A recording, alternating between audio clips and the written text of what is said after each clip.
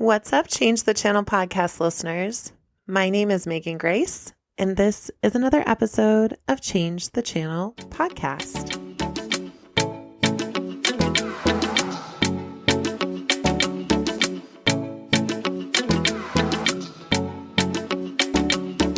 Welcome back to the show. Thank you so much for joining me today. I have a delightful story of an interaction that I had with this amazing 3-year-old on an airplane. And this little guy's name was Will, and his childlike spirit really began something. It started something. It was a spark. And so I just wanted, as the beginning of kind of dropping in to this podcast, just sit with and imagine, give your inner child a little bit of a squeeze. Just sit with the idea, remembering back to who you were when you were 3. Were you someone that was curious, that asked lots of questions? Was your mouth constantly running? Were you trying everything?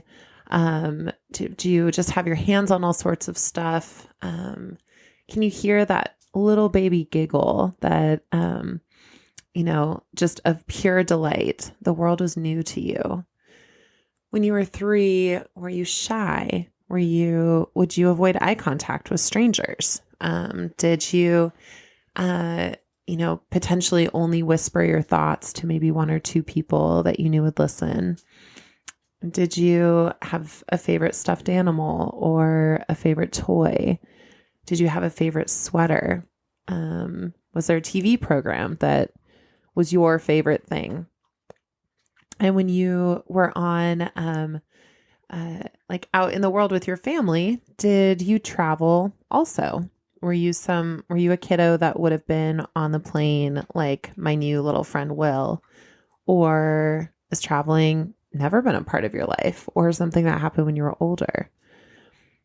These are all parts of why I think kids are just a different kind of magic, because they are living in the raw, in the now. They are so present. And you ask them to wait even 5 minutes for something, and what does 5 minutes even mean? It sounds like an eternity. All they hear is wait.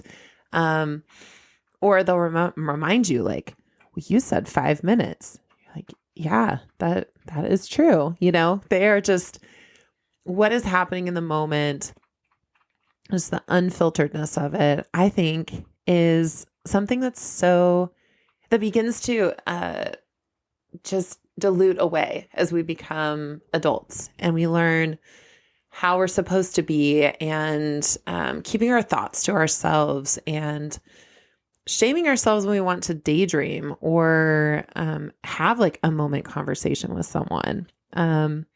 So anyway, just as you're kind of embracing that inner 3-year-old that was you, then you can kind of drop into perhaps the experience that Will and I were having. So now fast forward back to the moment on the United Airlines airplane as I had landed going to Austin to participate in another leadership conference. And I was sitting towards the back of the plane, which means, it's going to be a minute as we're trying to shuffle things around, grabbing things out of the overhead bin, that sort of respectful head nod that you're giving the people in the aisle next to you, which one of us is most ready to leave. And I stood up, and this sweet, bubbly, giggly little boy was standing, in the aisle. His mom was giving him a little space to kind of come back around to the ability to walk around. And he was talking to the flight attendants and was, making them giggle. We had a pretty captive audience in the back of the plane. And all of a sudden, Will looks up at me and he goes, "Why is your hair so crazy?" And to be very fair, I have probably enough hair on the top of my head to clothe a small nation. It is noteworthy. It used to get patted down at airports regularly.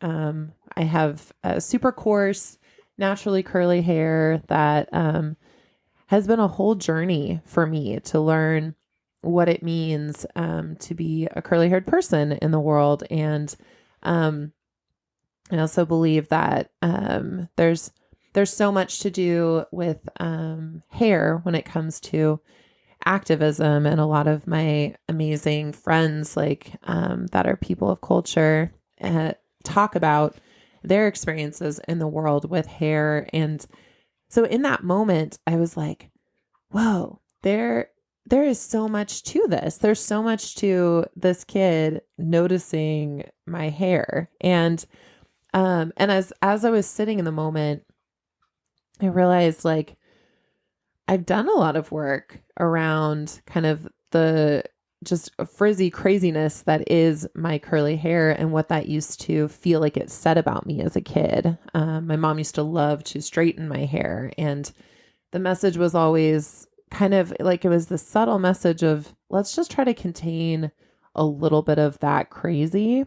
And I had gone through this, like I could hear in that moment as, sweet little Will was like, man, what is going on with your hair? Your hair is crazy. I could feel in my body that I just felt nothing but delight for his curiosity, for his just lack of judgment, pure wondering at what was really going on the top of my head. And I realized that because I'd done the work around what I feel towards my hair, in that moment when he said, your hair is crazy, I just looked at him and I go, you know what, you're right, buddy. Like my hair is kind of crazy right now. And his mom was hilarious. She was like mortified, just, wow, why would you say that to her? And, that's not very nice. What's a kind word to say? And even the flight attendants were like, curly hair is nice. We like curly hair. And Will was he was unfazed by the social norms and social, I guess, stigmas around saying what you really thought. He was just in the moment, and his eyes were gleaming, and he was looking up at me and trying to figure out really what was going on top of my head. And I just told him, I go, yeah, buddy, you know what? You're right. Like my curly hair sometimes just has her own mind and her own attitude. And it's because I've been on a couple different planes. And sometimes when I'm in a space where there's, where I've just been sitting with that for a while, she definitely gets bigger. I've got some big hair, huh? And he goes, yeah, you do. And I go, well, what's your hair doing? And he goes, he kind of stopped and he touched the top of his head. It was under a hat. And he goes, well, my hair's just sitting on top of my head. And I'm like, that's amazing. Our hair is so similar. Look at our hair doing this thing together. And he just was so delighted because we decided to share that moment together. And the flight attendants kind of started giggling like, oh, phew, crisis averted. And the mom just looked at me like grateful. And she goes, do you like work in education or something? And I was like, oh yeah, I've worked with kids before, but I'm like, there's something really special about a kid that will ask a question like that. Like he wants to know more about the world around him, and I'm totally here for that. And then we that sort of bridged way to this conversation that me and his mom were having about honesty and how kids are so honest. And then she started talking about her trip, like where she had gone, and she had gone to support a friend of hers that she knew that was a military spouse. And it was interesting because it was another moment where usually, the channel that starts for me is I don't really want to talk about my past. I don't really want to get into, the time that I was a military spouse. I kind of usually before would just gloss over that. And how often is that the channel that comes into our minds? Ooh, they stepped on a memory, something that, brings up a painful process in our past, and we want to skip over it. We want to go like derail the conversation or stop talking or shut down.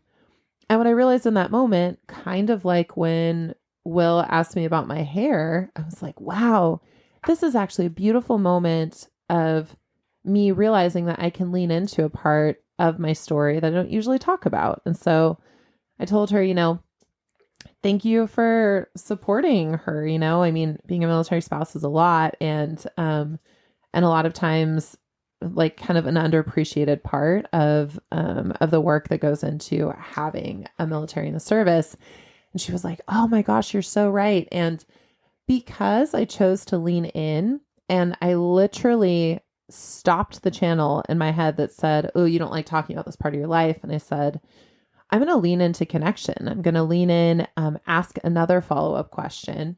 Then she started sharing with me about her trip and about her friend. And then she kind of offhandedly goes, well, but I'm not in the military anymore, but now I'm a massage therapist.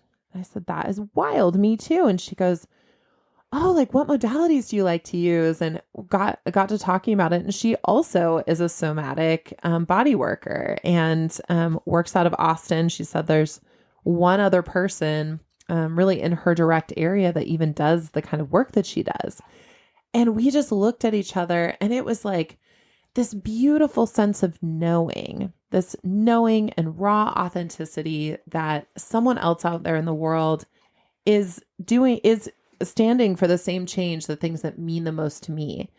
And we just had this moment together, and we're talking a little bit more about our practices. And Will was like popping in with like a few of his little side anecdotes. He was just living his best life for being in the airport. And we both just had so much appreciation for a moment that came out of direct and like unfiltered honesty and curiosity. And so what I was thinking about with this whole story, there were so many channels that I felt like this whole experience was almost like a DJ in the back, like, scratching sounds and blending songs. And I'm like, man, I am actively changing a lot of these channels right now. And so with Will, the channel that I found was like, my hair can take up space. People, like, visibility, being visible is actually a way of being connected. I think a lot of us have stories around visibility. What does that mean? Is it safe? Is it is it something that you want, or is it something that is going to cost you something? And so Will just made it very clear that I was visible to him. And because he was brave to say something notable about me, we were able to have this conversation.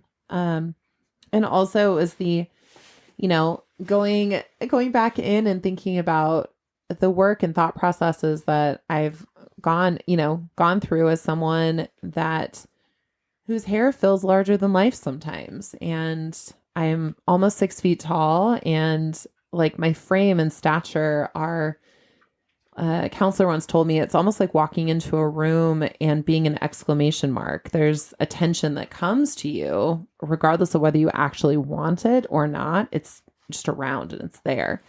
And in this moment, instead of leaning into the, oh no, I feel seen, I feel vulnerable, I leaned into the, oh, this is beautiful. I feel seen. I feel connected.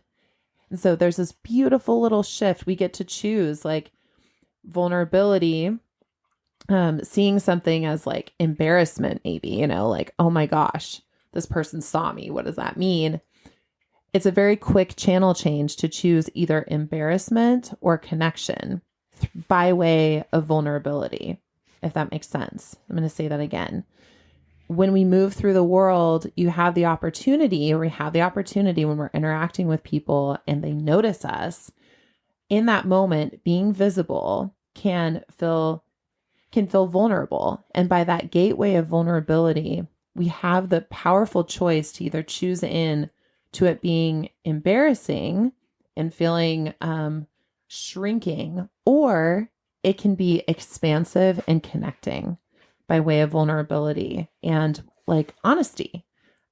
which Will modeled so beautifully. Then the next thing is when we do work around the parts of our stories that we feel the most shame or pain or confusion, what that does is it starts to almost make the monster under the bed feel less distant or less worrisome. The scariest monsters, honestly, are the ones that you've never seen before. You just have in your mind how they might be.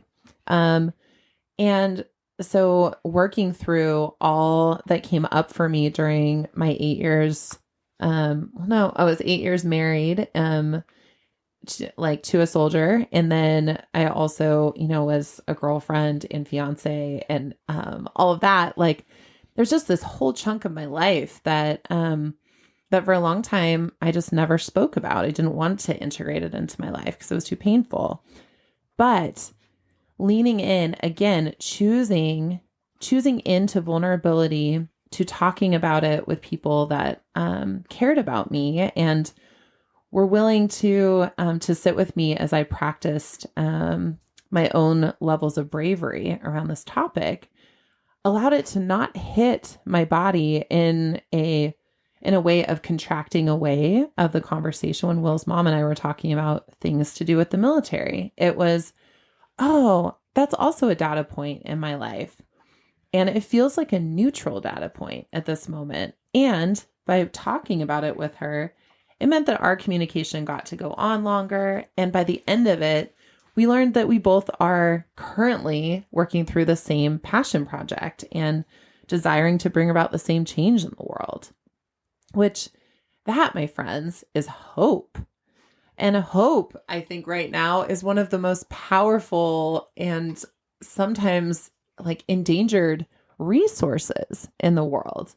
When you can look across from someone and find more similarities than differences, and when you see another person that's standing in the same stand for the world of the way that you want to see it, then it feels a little bit less like the whole world is just on your shoulders, right?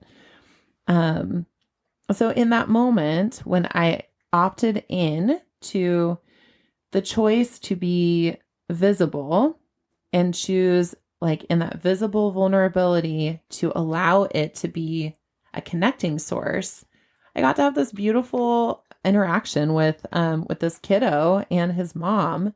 And by the time we were done, we were hugging in the airport, and Will was cheering. He was off, charming some other person with his sweet wit and personality. And it was fun also to be able to tell his mom, I don't see kids asking questions as a problem. I see it as actually something beautiful and something to emulate. And so Will and I were sort of playing back and forth with each other in the airport, and he was just unbridled joy and modeling of hope for the future. And so in this whole, of course, airport story, because I really believe the best things in the world happen in the airport, or the best interactions, I guess, of these kind of moments, they feel most noteworthy for some reason in the airport.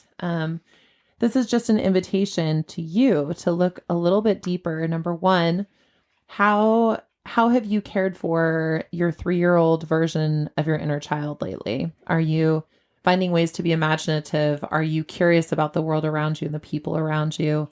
Are you asking questions that initiate connection, or are you still feeling some version of holding back? And then just notice that. Where does the holding back come from? And what does it still serve you in the way that maybe it did before? Or is there an opportunity to risk? And then also, if you have the opportunity, I don't know, I almost feel like when we do personal growth work, it's giving us the opportunity to have more discs in, or more tracks in our DJ playlist of different channels that we can change to, right? Different ways that as soon as something kind of goes off the rails a little bit, or we're starting to feel triggered or whatever, when we spend intentional time with our story in vulnerability, moving through things experientially, then our bodies can heal. And so then when a part of your story that used to be a trigger is brought up, it doesn't feel the same in your body anymore. It's almost like a song kind of getting to a certain point and it's building. And then, when the DJ just blends something else in and all of a sudden it just takes it to this whole nother level. That to me is what ends up being the gift of doing embodied personal growth, learning and work, because it gives your body that bandwidth. It gives your internal channel changing DJ more tracks to move to, as opposed to just, I'm in or I'm out. This hurts or it doesn't. I like it or I don't. And what would it be like if we had a world where there were a few more of us that were interested in mixing hope and grace and curiosity and love and rest and looking out for people, for other people, for people that don't look like us? What about generosity? What about humor in the middle of, stories that used to be so deeply sad? What if humor was actually this medicinal balm that we added in? And of course, we can't use all of one thing all the time, right? But the more we do this embodied learning, the more we have these tools readily available to be able to mix, I guess, the tracks or the playlists of life for us, right? Hopefully didn't get too deep in that metaphor. Like, man, I love me some music. I love feeling within my body what it feels like when I'm moving down a track. I'm listening to a song that's taking me a little bit to a dark place. And then I just powerfully choose into, scratch and move and pivot. And then my mindset shifts. And in that moment, I'm present for the next bit of magic that's available to me. And so this is my invitation to you. What are the I can't touch this buttons in your life? What are the parts of your story that as soon as it's brought up, you feel your body retract away from it, or you feel all of a sudden different than other people in the room, or it doesn't feel safe to be visible? Just notice what those are. And invitation to get creative. There are somatic practitioners like me that love to work with where those stories are stored in the body and how they can be integrated in a way that allows you to be more resourced in the world as this stuff comes up.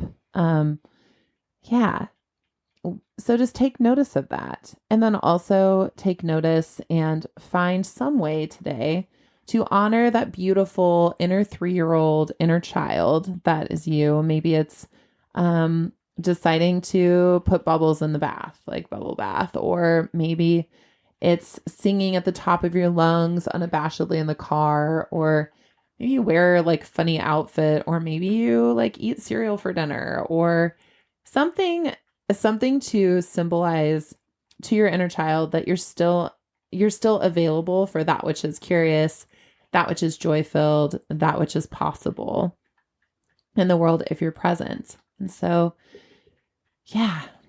thank you for being with me on this journey, this moment in time with Will and his sweet mom. And I really deeply hope that you will find ways to move through some of those stickier stories that are in your life, to be able to be integrated and available and resourced for all the connections that are available to you in this beautiful world. Sending everyone's ears that are listening right now just a dash of hope, of humor, of love, of deep, deep resonant belonging.